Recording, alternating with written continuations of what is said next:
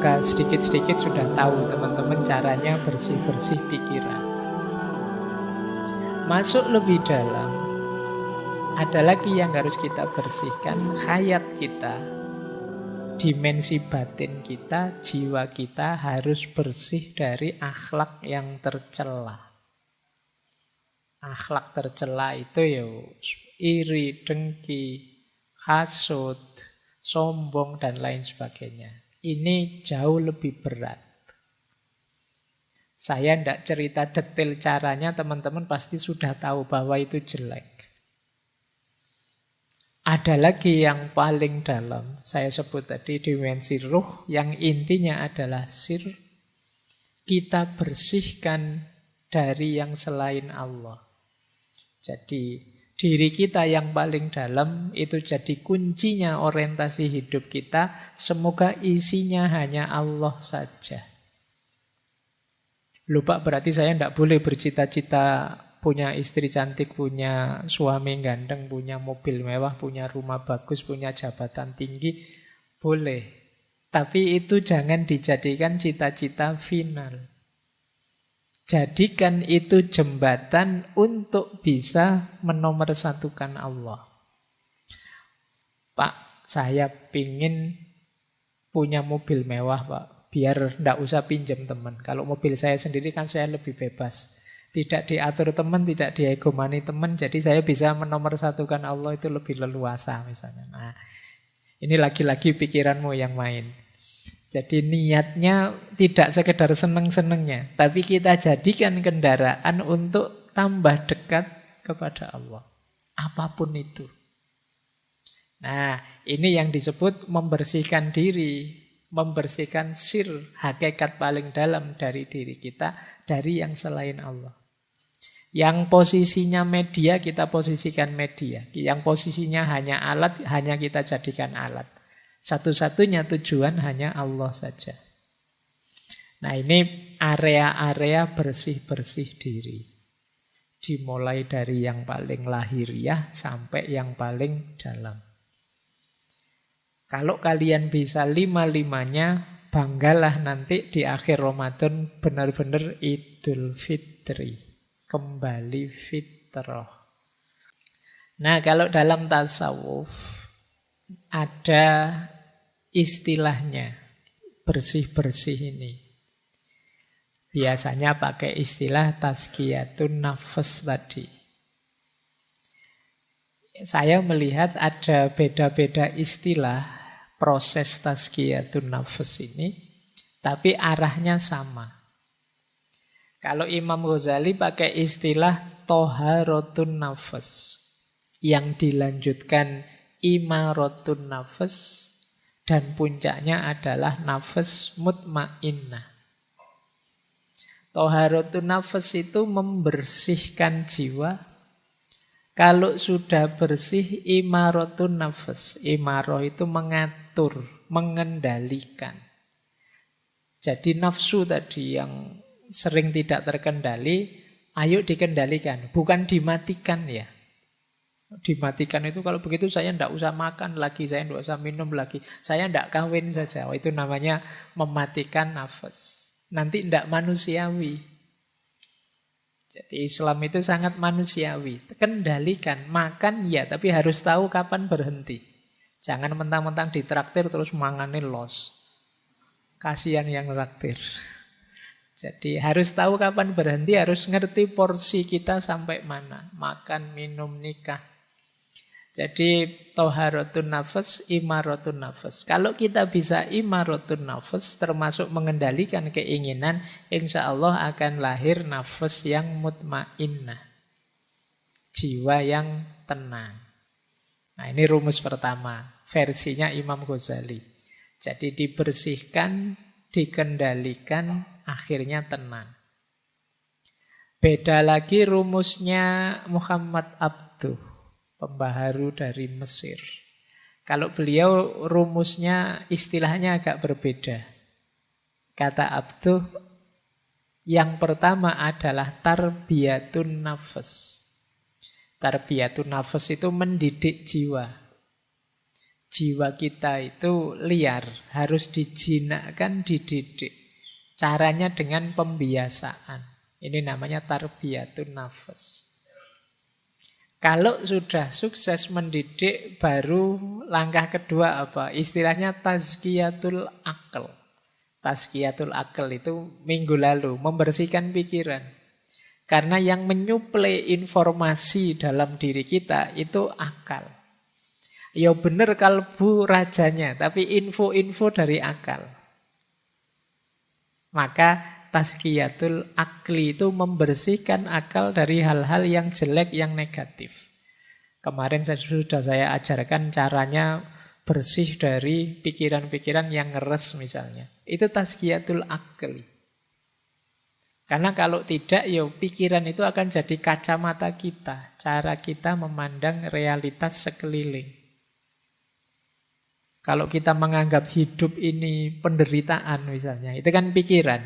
Akhirnya kita murung. Tapi kalau kita menganggap hidup ini anugerah, kita pun ceria. Maka penting tazkiyatul akal. Jangan sampai pikiran-pikiran buruk, negatif bercokol di kepala kita. Karena dia akan mewarnai hidup kita. Jadi setelah kita didik jiwa, kita bersihkan akal. Dan puncaknya adalah tauhid. Ilaihi roji'un. Terminal terakhir tujuannya tetap Allah saja. Nah, yang terakhir itu istilah teman-teman pastinya sudah kenal ya. Kalau belum kenal ya sekarang kenal lah paling enggak. Ada istilah takholli, tahalli, dan tajalli. Wis apal. Sudah bolak-balik dijelaskan. Takholli itu membersihkan. Kalau sudah bersih, tahalli diisi dengan yang baik-baik. Kalau jiwa kita terbiasa dengan yang baik-baik, maka dia akan tajalli. Menyaksikan yang hakiki dalam hidup dan tidak lagi tergoda oleh hal-hal artifisial. Tidak mudah terdistraksi.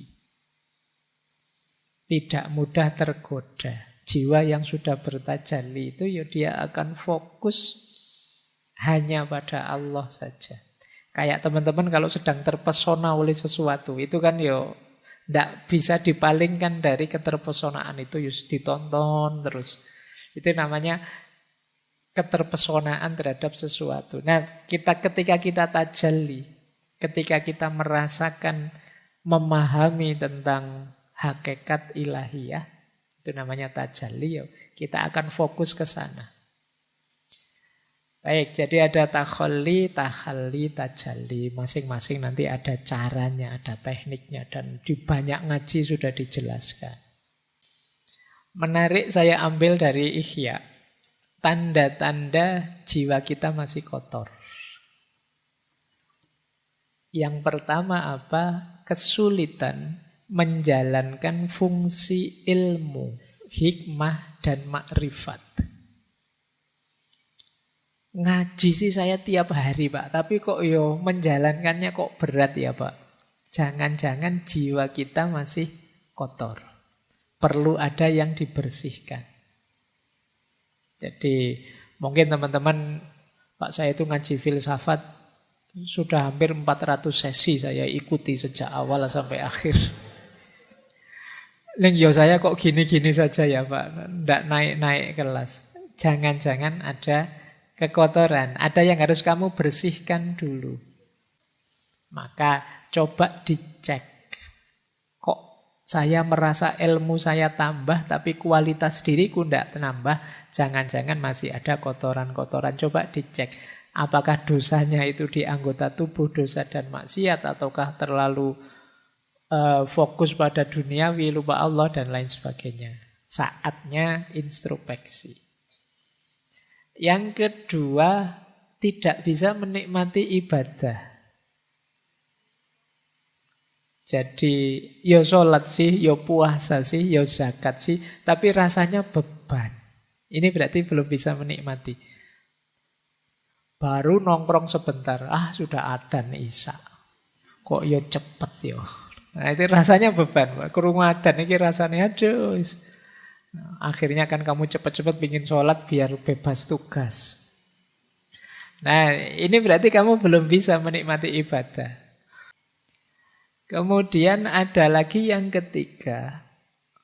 Asik malahan sibuk dengan hal-hal yang tidak berarti. Tidak ada maknanya.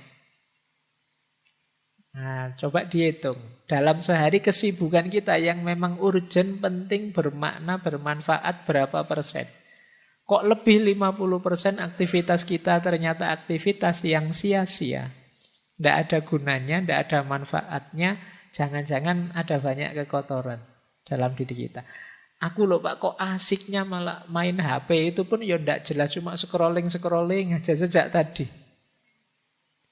Nah, jangan-jangan ada yang kotor dalam diri kita.